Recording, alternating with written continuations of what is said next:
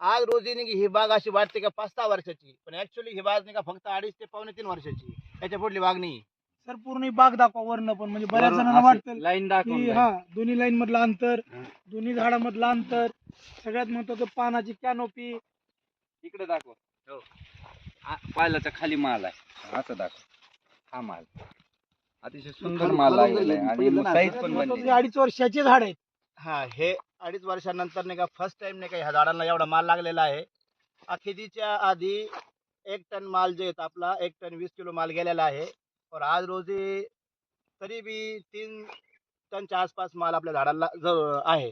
सगळ्यात महत्वाचं सरांच्या हातात जे आहे ते तोडलेलं आहे, पण बरेच शेतकरी म्हणतील हे लाईव्ह आहे, झाडाला टकलं माल आहे तिथं. पलीकडे पलीकडे तो एक आणि तोडा या- झालेला आहे, हा एक तोडा झालेला आहे, सेकंड हार्वेस्टिंग चालू आहे. दुसरा तोडा आहे हा.